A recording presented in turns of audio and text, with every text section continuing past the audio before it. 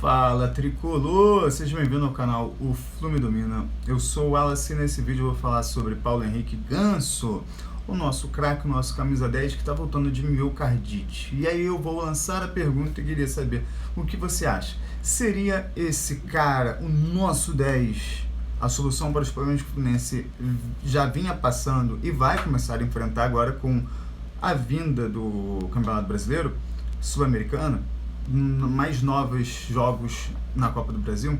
Será ele a resolução do problema que a seleção brasileira passa?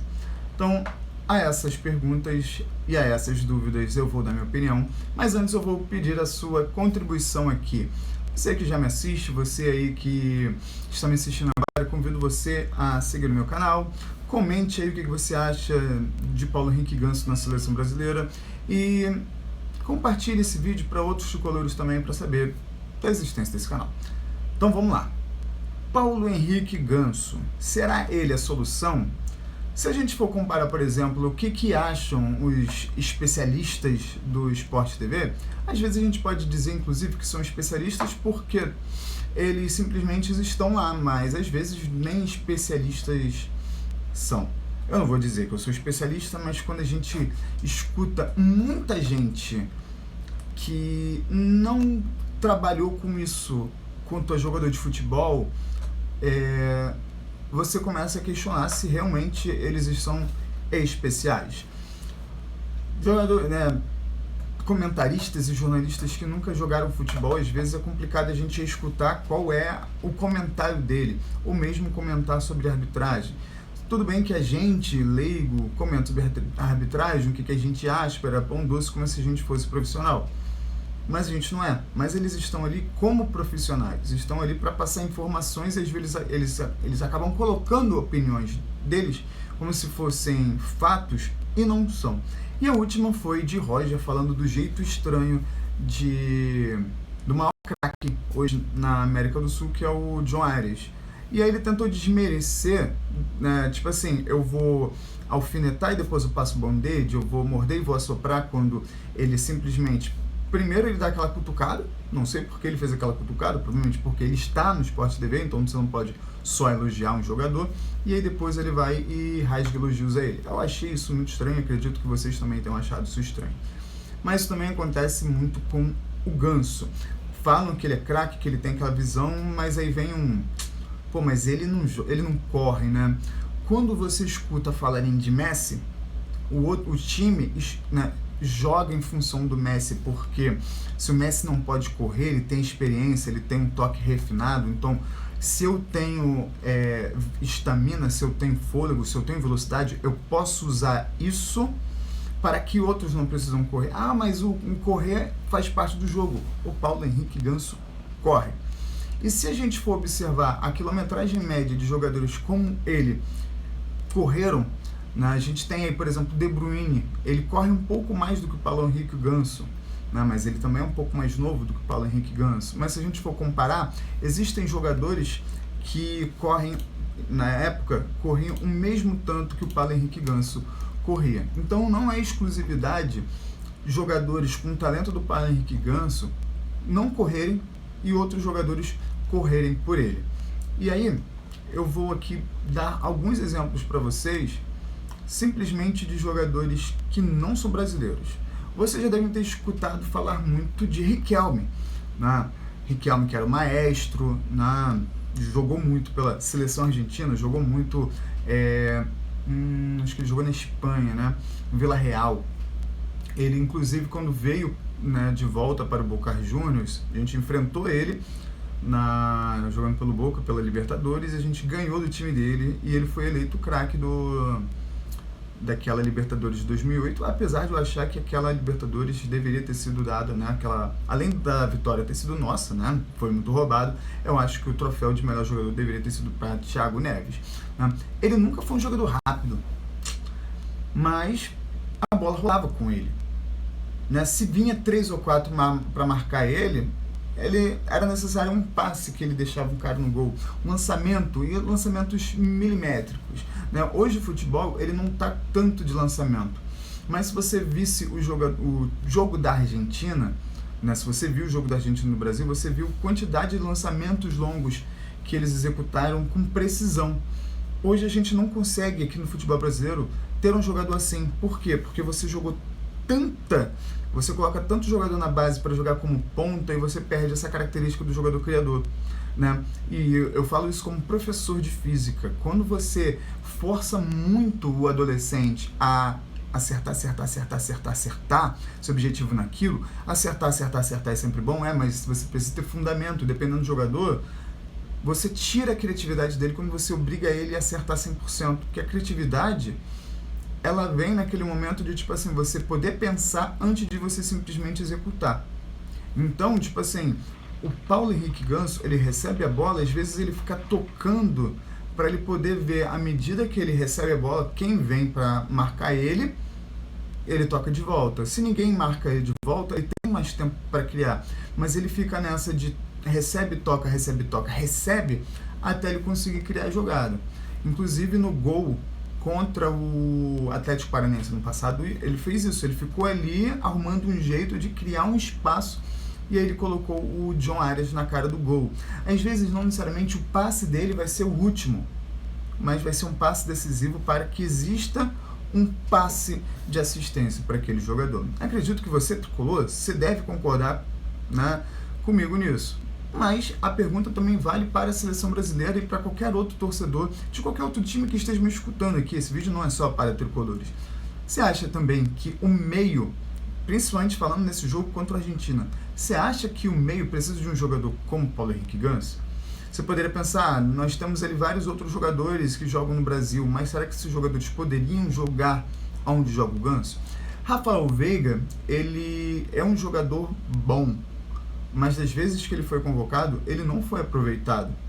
Assim como o Paulo Henrique Ganso, ele foi chamado há muito tempo atrás, aí, na própria Copa do Mundo, que ele ia entrar, que o Neymar ia entrar, que foi o quê? 2010, eu acho, ele acabou não sendo convocado pelo Dunga. Então essas coisas, elas são questionáveis. Vou dar, né, outro exemplo, porque Juan Riquelme não ganhou uma Copa do Mundo. Vamos agora para um campeão do mundo, André Pirlo, o cara que foi simplesmente despejado do Milan, foi aceito pela Juventus e fez carreira na Juventus. Ele, inclusive, teve uma conversa dele, não lembro agora com qual jogador, não sei se foi, acho que não foi o Balotelli, não, o Balotelli jogou pelo Inter. Não lembro agora qual foi o jogador, que o jogador correu e ficou pedindo a bola pra ele, falou assim, cara, calma, eu tô te vendo. Você não precisa ficar gritando, porque quando você grita pedindo a bola, outros viram que você está pedindo a bola e vão te marcar. Então, só vai. Se der para a bola chegar até você, eu vou fazer com que a bola chegue até você. Inclusive, o talento dele em cobranças de falta era sinistro, né? Dentre os que eu vi na minha adolescência e juventude bater falta, ele, Juninho Pernambucano, eram surreais. Rogério Ceni. Mas continuando. Outro campeão do mundo, esse daí jogou demais, mas eu odiei ele pela Copa do Mundo de 98. Zidane. Cara, o talento desse maluco era sinistro, cara. Às vezes ele não fazia com que a bola chegasse no ataque ou dera um passe decisivo, mas com uma simples jogada ele deixava todo o campo desarmado, toda a defesa, desde os volantes até os zagueiros completamente desarmados, simplesmente fazendo aquela jogada que foi marca dele, de girar em cima da bola. Inclusive, quando eu jogava bola, era a única coisa que eu sabia fazer.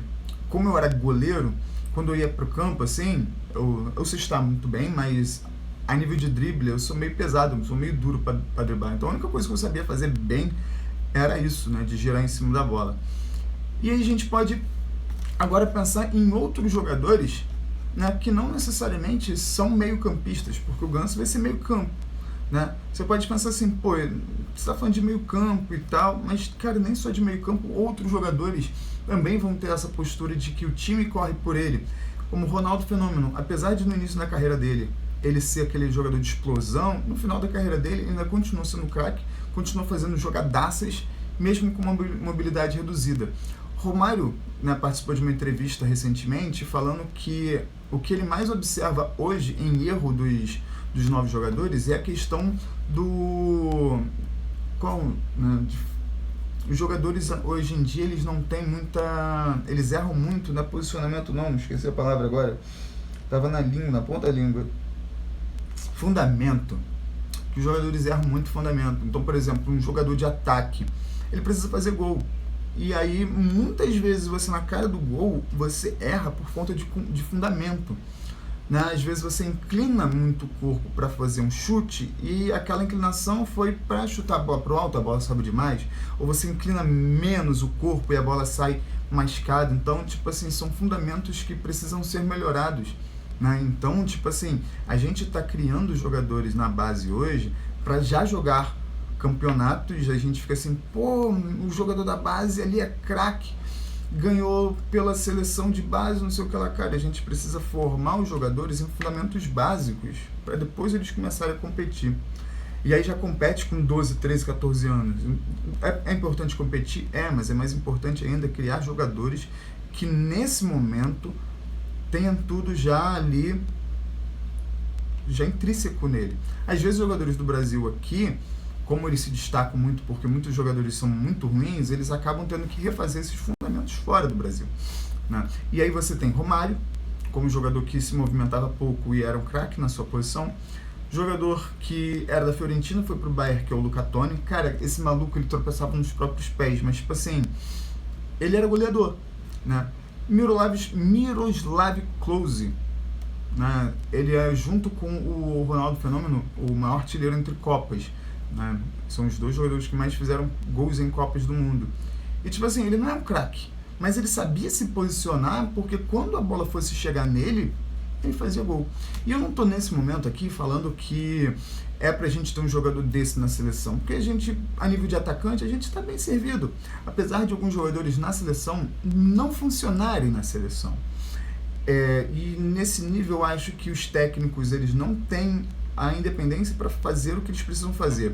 Você convoca um jogador, ele não jogou bem os jogos tudo, ele não precisa voltar a ser convocado. Você vai esperar o quê? Ele, sei lá, fazer um gol contra no meio de uma Copa do Mundo para você parar de convocar ele? Então, tipo assim, os técnicos, eles precisam peitar, assim como Filipão peitou o Romário. O Romário era o melhor atacante brasileiro e o Romário não foi para a Copa de 2002 porque Filipão não convocou. Romário fez uma coletiva para questionar o porquê que o Filipão não convocou. Então, o técnico, ele precisa ter essa postura de tipo assim, cara, aqui quem manda sou eu. Vocês, geração de Instagram, que perde e fica feliz no momento seguinte após a derrota, não, vocês têm que ficar revoltados. Olhou essa derrota? Vamos pensar o que a gente fez de ruim aqui para melhorar. E aí uma das coisas que aconteceu de ruim é o Brasil não teve meio de campo ali. O Lorival, ele colocou quase 4 atacantes com 2 meias. E aí todo mundo sabe que o jogo se ganha no meio do campo. Se você ficar com 2, você precisa aproximar tanto a zaga quanto os atacantes para você diminuir ali esse espaço e essa falta de quantidade. Por exemplo, nem um, nem outro. E aí, tipo assim, como é que a gente poderia fazer com que o futebol do Brasil melhorasse? A volta de 2 jogadores simples, na minha opinião, a nível de meio / ataque. Neymar. E o Brasil não jogou bem de novo desde que o Neymar saiu da seleção por lesão no ano passado. E o Ganso. A gente não tem um talento assim como o Ganso. Wallace, mas a Copa daqui a 2 anos o Ganso vai ter 53 anos. Pô, enquanto ele estiver jogando, se não tiver ninguém melhor que ele, coloca ele. Por exemplo, o Marcelo se aposentou agora. Cara, o Marcelo talvez com um chinelo vai jogar melhor do que o Arana jogou. O Marcelo só precisaria se melhorar sua parte física, né? Mas o Marcelo, aposentado, jogaria melhor do que o Arana jogou. E eu não estou criticando o Arana necessariamente, quer dizer, não estou criticando o jogador, estou criticando o que ele jogou aqui agora. Porque eu gostava do Arana, não tenho acompanhado mais o futebol dele, mas nesse jogo ele não jogou bem. No outro jogo contra a Colômbia, né, também não acho que ele tenha jogado bem. Tem outras opções, Caio Henrique, por exemplo. E na zaga, não dá mais para Marquinhos. Não dá mais para Marquinhos. Não sei porque o Nino não está sendo chamado, mas não dá mais para Marquinhos. colocaria, sei lá, um Nino e talvez um Fabrício, talvez, sei lá, chamaria até o Dedé aposentado, vai jogar melhor do que esses zagueiros. E é incrível escutar que na preleção da final do